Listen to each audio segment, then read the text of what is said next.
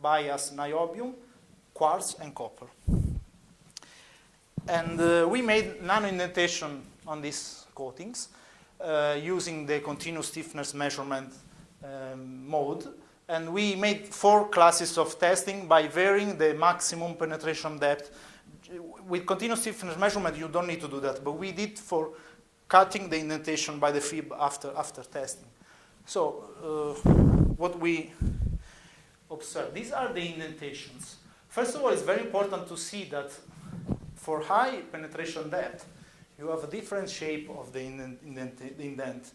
And the reason is why you have substrate effects.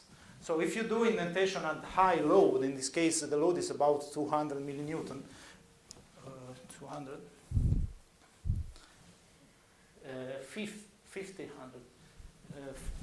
50 millinewtons, sorry. And you have some substrate effect. But if you go to very low loads, you have another effect, which is few grains are involved in the deformation process. So we should verify what is the best penetration depth for calculating our elastic modulus and hardness of the coatings. And to do that, just look at the data. This is the modulus versus depth data obtained by the continuous stiffness measurement, and the hardness versus displacement into surface. What we see is very clear. It's for a penetration depth higher than, let's say, 300 nanometers, you have some effect of the substrate. This is a coating on quartz. So you feel the properties feel the effect of the stiffness of the substrate. So these data are not okay. If you go to very shallow penetration depth, because a common error is to take the data at the shallowest penetration depth. But if you go to the shallowest depth, you have another effect, which is the effect of the roughness, of the surface roughness, and maybe some tip rounding effects. So these data are not okay, because there is another artifacts on those.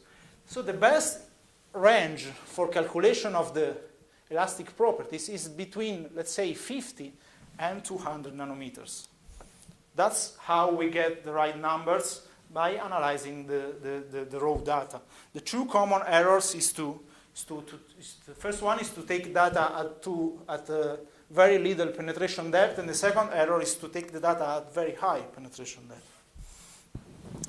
And in fact, if we make a section, we can see that at 500 nanometers we have some what we call piling up, which is this kind of materials which goes up at the edge of the indent. And this is a focus ion beam. These are focus ion beam section. And we have that deformation mechanism are essentially consist of columnar grain bending and sliding, reciprocal sliding. So it's not the perfect way to analyze the intrinsic properties of your material. But if you go to 200 nanometers, the situation is much better, because the piling up is much lower, and this piling up will affect the results, so we don't want to have it. And the columnar sliding and bending is not present anymore, but we have only plastic deformation inside the grains, and so exactly what we want for analyzing the intrinsic property in terms of hardness and stiffness of the coating. And you see that you have absolutely no deformation of the substrate.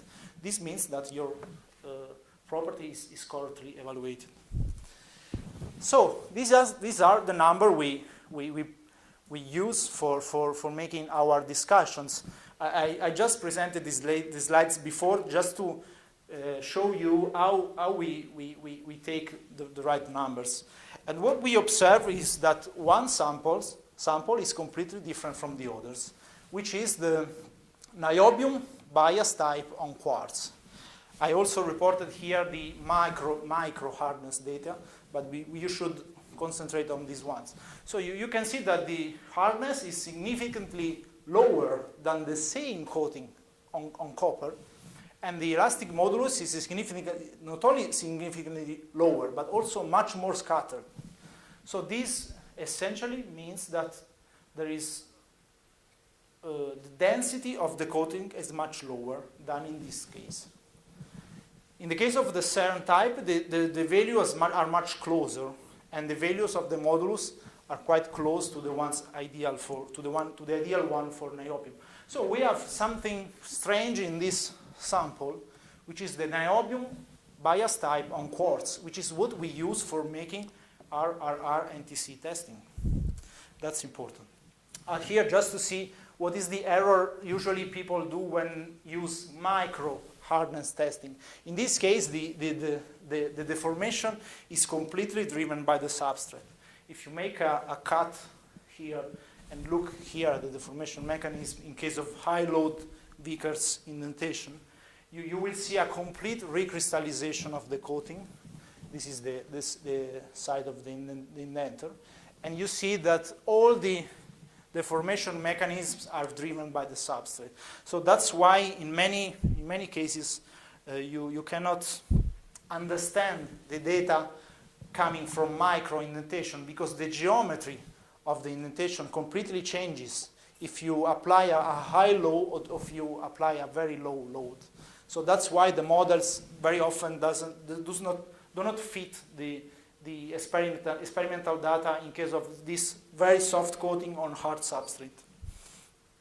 Anyway, what we found is that if you do the AFM on these coatings, the two coatings made by the CERN porosity parameters are really quite similar, both in ACM and AFM morphological analysis.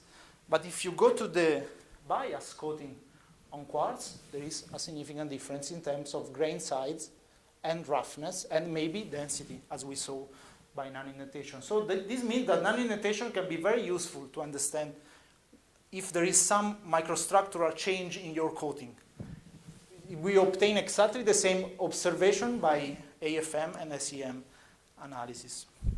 Another aspect is very important. What we observe in the raw data, these are the low displacement data, is that we have a systematic pop-in at, let's say, 10 nanometers. So we asked why.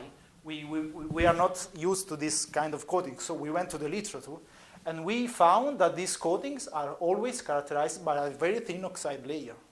So maybe this one is the brittle failure of the oxide layer. So if we go to the TEM, is exactly what we found. Here you can see, this is platinum. We deposit by the fib for protect the surface during cutting. And this is the coating, and this is the oxide layer. And the thickness is very similar to the penetration depth when we have the failure. So nanoindentation can be even useful to investigate the presence and maybe have a rough idea of the thickness of the oxide layer. Just a comment on these TEM images. You can see that by these ones you can do many microstructural observations. Here you see the morphology of a grain boundary. You can look at the dislocation density in the coating. So I will not stay here, but just to give you the message that this is a very relevant technique to get information on the microstructure and on the defect distribution of the coatings.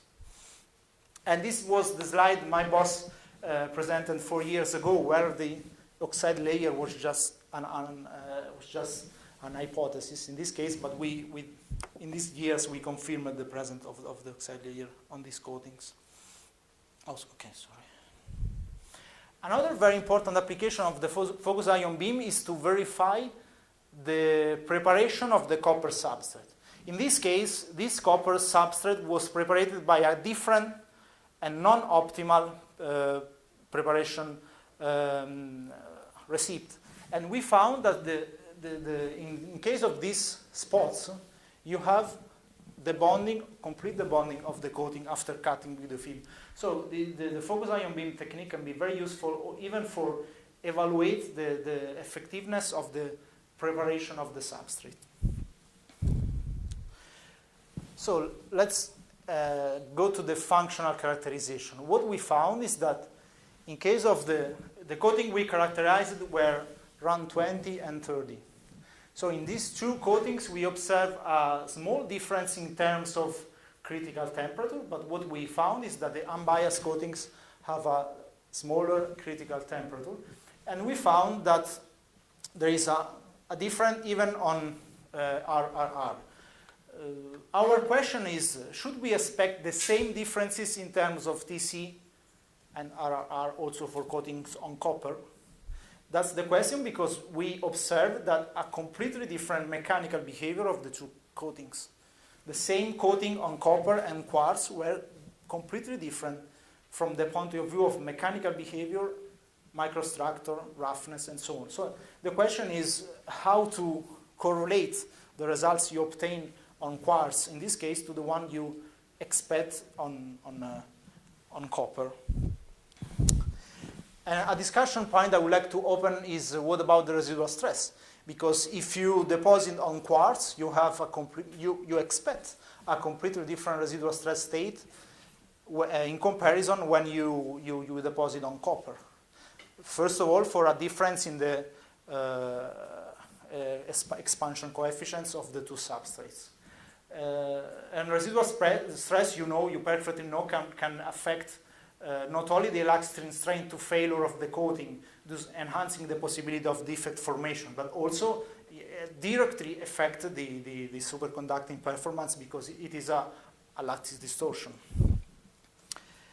So, what we can conclude for this study, nano-mechanical testing can be a valuable procedure for the basic quality control of niobium films, either on copper and quartz. Maybe the best could be to couple the nanoindentation testing with the RRR and TC tests, just to have a wider information at a quite cheap cost, because nanoindentation is relatively cheap.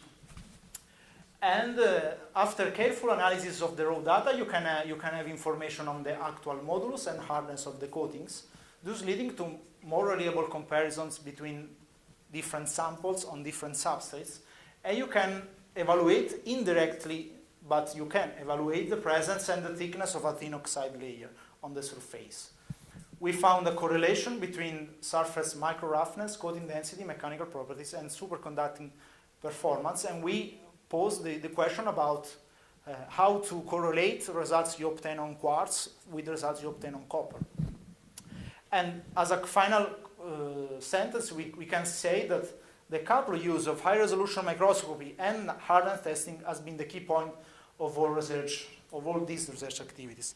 As a last slide, I would like to show you another application of this focus ion beam technique. We are now using FIB to measure the residual stress. That's why we posed the question about the residual stress. By using this milling, we look at the relaxation strain in this area during the incremental annular milling by using digital image correlation. These are the strains measured during this incremental milling you see here.